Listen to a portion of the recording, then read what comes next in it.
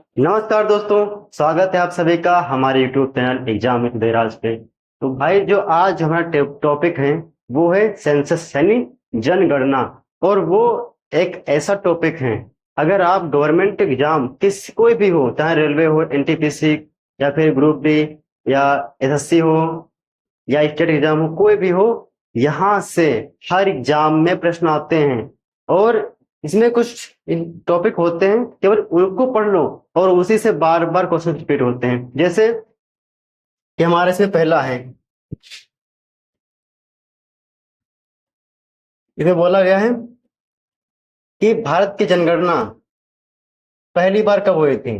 तो जो भारत की जनगणना पहली बार 1872 में हुई थी, 1872 में हुई थी, जो कि कैसी थी, नियमित थी। नियमित, सॉरी, अनियमित थी।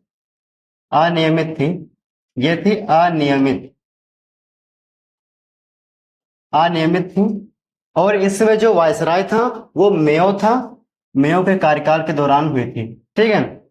और जो मेयो का कार्यकाल था वो था, कार्यकाल इसका वो 1869 से लेके 72 तक, ये इसका कार्यकाल था। ठीक है।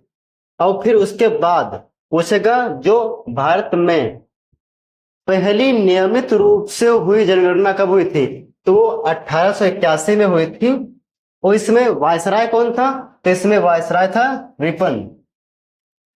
इसमें वायसराय था रिपन के कार्यकाल के दौरान हुई थी। और इस जनगणना के बाद, यानी कि जब 1881 में जनगणना हुई, इस जनगणना के बाद प्रत्येक 10 वर्ष के अंतराल में जनगणना होने लगी। यानी कि 1881 में हुई, उसके बाद 91 में हुई, 1891,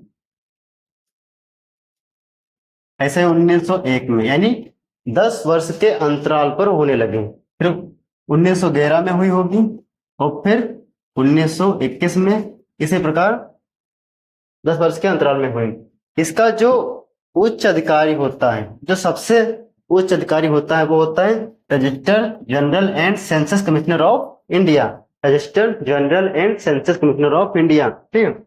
और वहां पर एक स्टेटमेंट और आता है कि पूछेगा ऐसी कौन सी ऐसी कौन सी जनगणना थी जिसमें जनसंख्या बढ़ने के बजाय घटी थी, यानी जो उसकी ग्रोथ हुई थी वो नेगेटिव हुई थी। तो वहां, तो ये हमारा भाई है 1911 से लेकर 1921, इन 10 वर्षों के अंतराल में जो जनसंख्या थी वो बढ़ने के बजाय घटी थी, यानी किसमें गिरावट हुई थी। और ये कितनी गिरावट हुई थी, 0.31% की गिरावट आई थी जनसंख्या में। और इसका रीजन क्या था, महामारी, या फिर कह सकते हैं सूखा या बीमारियां फैलना, ये सब मान सकते हैं। और इसके बाद फिर पूछेगा जो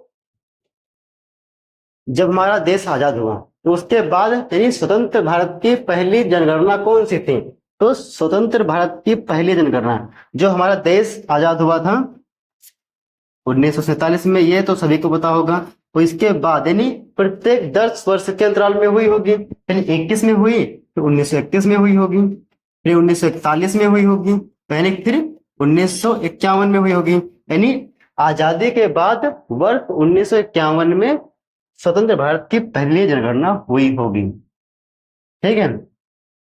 तो ये स्टेटमेंट है जो बार बार एग्जाम में रिपीट होते हैं और इनसे प्रश्न बनते हैं। अगर आपको यकीन ना हो तो पीवाईक्यू लगाना, किसी भी एग्जाम की, कोई भी हो उसकी पीवाईक्यू लगाना, या फिर मॉक लगाना, मॉक टेस्ट, वहां देखना ये प्रश्न बार बार पूछे गए हैं।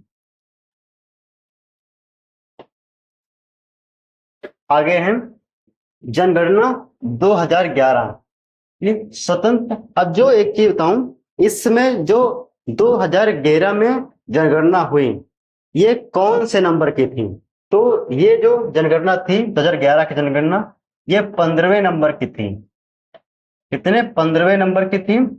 और स्वतंत्र भारत की कौन से नंबर की थी, यानी जब भारत आजाद हुआ उसके बाद ये कौन से नंबर की थी, तो ये थी 7वें नंबर की। स्वतंत्र भारत के बाद पूछे तो 7वें नंबर की। और अगर पूछे ओवरऑल में कितने नंबर की थी, तो वो थी 15वें नंबर की। तो इसे ही यहाँ पूछा गया है कि जनगणना 2011 यानी स्वतंत्र भारत की यह 7वीं जनगणना थी।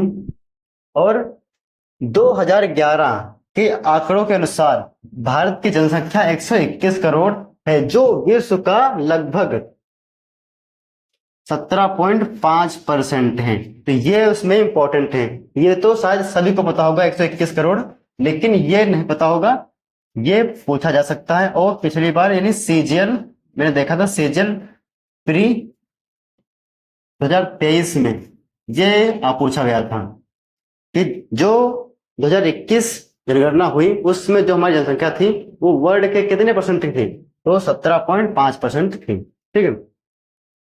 अब अगला है 2001 और 2011 के दौरान भारत की जनसंख्या की वृद्धि दर यानी 17.64% रही। यानी जो उसमें जो ग्रोथ हुई थी वो कितनी हुई थी, यानी 2001 से लेकर 2011 के दौरान जो ग्रोथ हुई थी वो थी 17.64%। ठीक है। और वर्ष 2001 में यह लगभग 21.25% थी, यानी 21.25% थी। तो यहां पर ये याद रख लेना, यह इंपॉर्टेंट है, इसे आप जरूर याद रखना। इसे आप छोड़ भी दोगे कोई दिक्कत नहीं, फिर भी याद कर लेना 21.25%। ठीक है। फिर आगे है 2011 की जनगणना के अनुसार देश की कुल जनसंख्या में जो नगरीय जनसंख्या थी वो 31.2% है, यानी कि जो नगर में रहने वाले लोग थे वो थे 31.2%। और वहीं बात करें गांव में रहने वाले लोग थे 68.8%।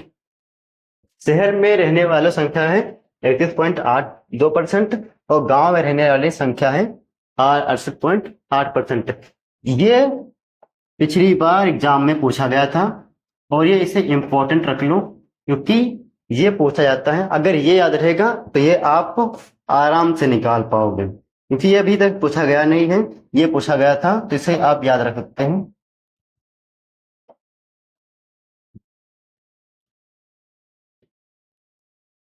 अगला है, अब यहां पर मैंने देखा था सेजल प्रे में 23 वाले में, सेजल प्रे सेजल प्री 2023 में पूछा गया था ये।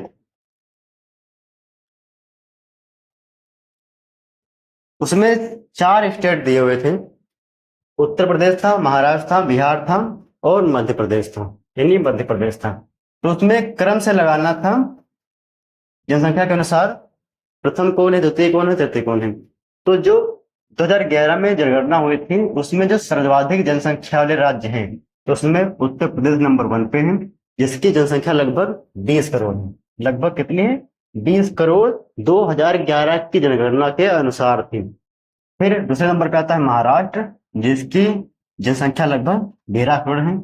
और तीसरे नंबर पे आता है बिहार, जिसकी जनसंख्या लगभग 10 करोड़ है। और तीसरे नंबर पे आता है मध्य प्रदेश, जिसकी जो जनसंख्या लगभग 9 करोड़ के आसपास है। ठीक है। तो ये याद रख लो, पिछली बार सीजन में पूछा गया था, तो एसएससी में तो आ ही सकता है, और यहाँ तक कि रेलवे में भी आएगा, रेलवे में भी आ सकता है। अब देखो, इसके बाद ये कुछ टॉपिक थे, उसके बाद ये जो है इंपॉर्टेंट टॉपिक है और यहां से प्रश्न पूछा गया था, ये नहीं, ये वाला, ये प्रश्न पूछा गया था और ये आता है, आया पूछा गया था। तो ये क्या इसमें है कि सर्वाधिक जनसंख्या घनत्व, जो सर्वाधिक जनसंख्या घनत्व क्या है।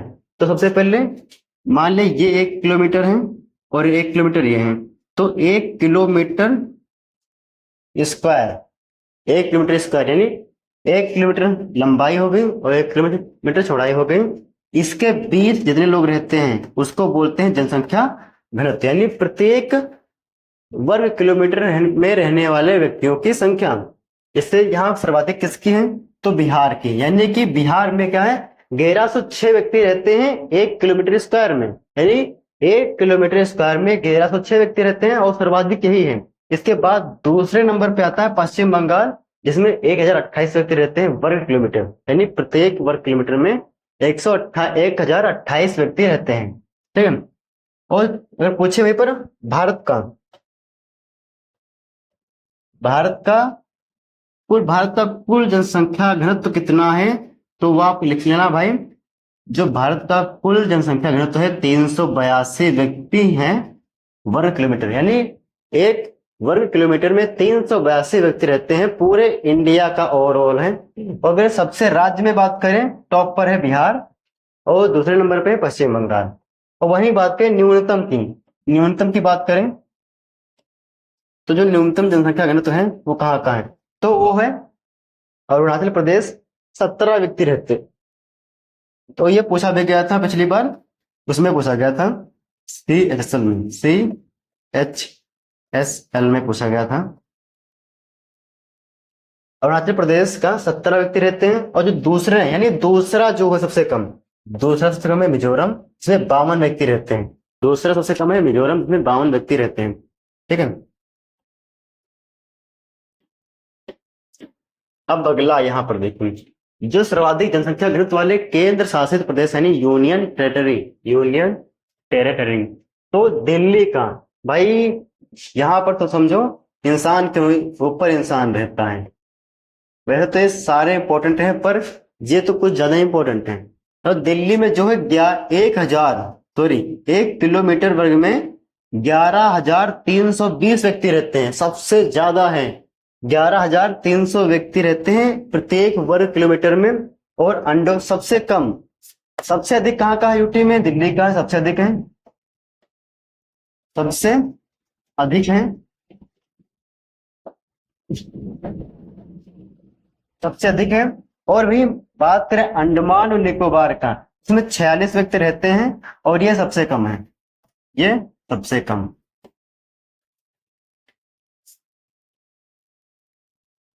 ये है सबसे कम, तो ये याद रख लेना है।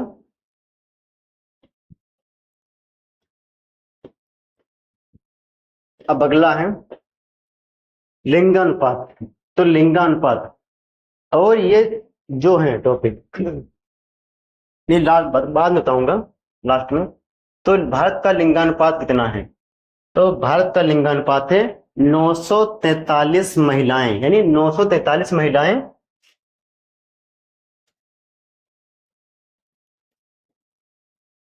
943 महिलाएं 1000 पुरुषों पे, 1000 पुरुषों पे, यही इसका लिंगानुपात होता है। यानी कि 1000 पुरुषों पे कितनी महिलाएं हैं, ये इसका होता है लिंगानुपात।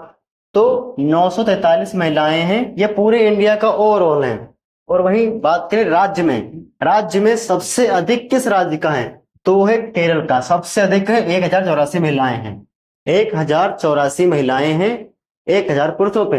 और जो सेकंड है सबसे अधिक, वो है तमिलनाडु, 995 महिलाएं, 995 महिलाएं। सबसे अधिक किसका है, केरल का। और सबसे ज्यादा पूछा जाने वाला, और अभी तक मेरे ख्याल से जितने मैंने एग्जाम दिए हैं एसएससी के, हर बार पूछा गया उसमें भी, बहुत आता है ये प्रश्न। तो ये इसे समझो माइंड में इससे ऐसा कोना दो कि भी भूलो ही नहीं इसको। अगला है न्यूनतम लिंगानुपात किस राज्य का है, तो राज्य की बात करें सबसे कम, वो है हरियाणा का है, केवल 879 महिलाएं हैं, 879 महिलाएं हैं।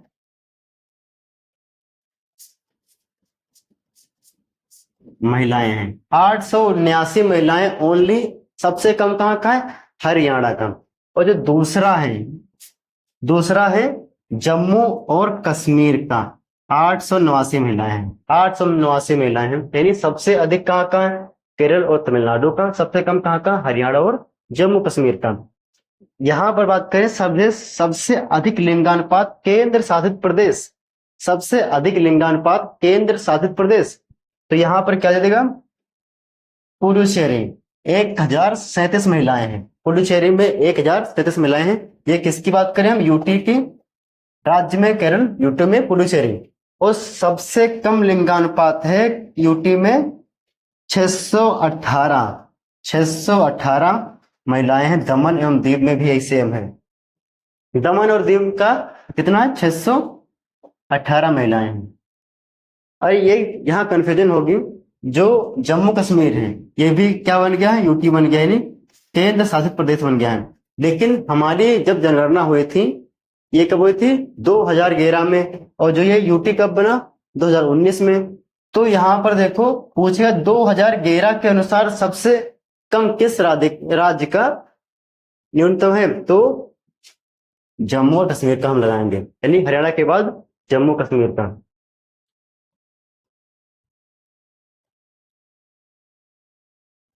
अगला है ये साक्षरता दर।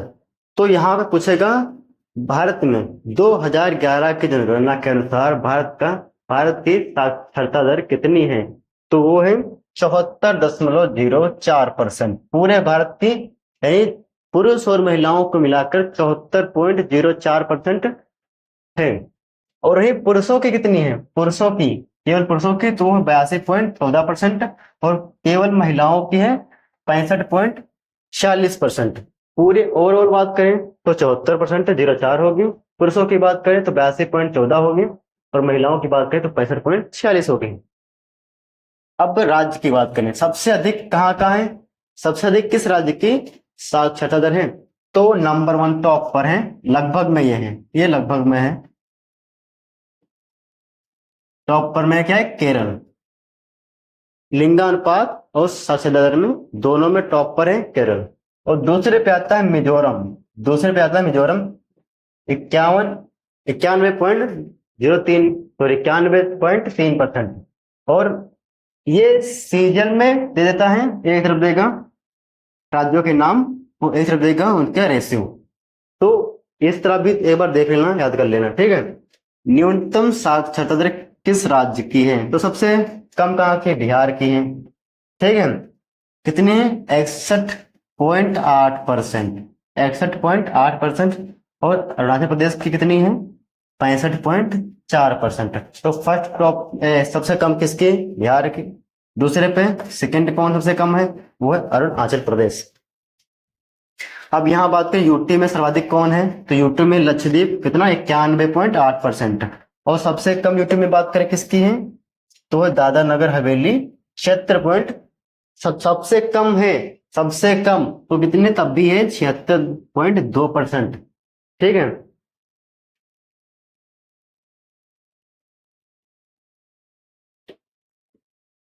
अब यहाँ पे देखो, यहाँ पे केवल 3 टॉपिक थे। एक तो जनसंख्या घनत्व, जनसंख्या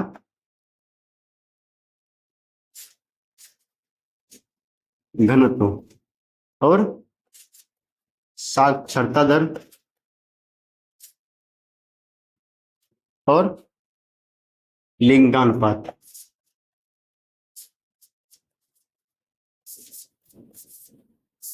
ये जो 3 टॉपिक हैं, हर एग्जाम यानी वनडे एग्जाम में यहीं से प्रश्न आते हैं, यही जो छोटे एग्जाम होते हैं, जैसे कि आरआरबी में, आरआरबी का हो गया, इसमें आज ग्रुप डी हो गया, एनटीपीसी हो गया, तो इसमें यहीं से प्रश्न आते हैं। और थोड़ा जो सीजीएल होगा, एसएससी में सीजीएल, इसमें थोड़ा अच्छे लेवल के आते हैं, जैसे कि पूरे स्टेटमेंट देगा, वहां से पूछेगा। तो और लिंगानुपात, यानी कि स्टेट एग्जाम में भी ऐसे वैसे आता है, यानी केवल इन 3 टॉपिक से ही आता है। फिर भी हमने आपको बताए हैं लिंगानुपात और सच दर और जनसंख्या घनत्व और कुछ उसके बारे में बताया है, और यहीं से एग्जाम में प्रश्न आने हैं। और आप कोई सा भी एग्जाम दें, चाहे बिहार, चाहे रेलवे का हो, या फिर एसएससी का हो, या स्टेट एग्जाम हो, कोई भी हो, यहाँ से प्रश्न बनेंगे। और बस इसमें इतना ही। उम्मीद है ये वीडियो आपको अच्छी लगी होगी, जैसे लगी हो बताएं हमें।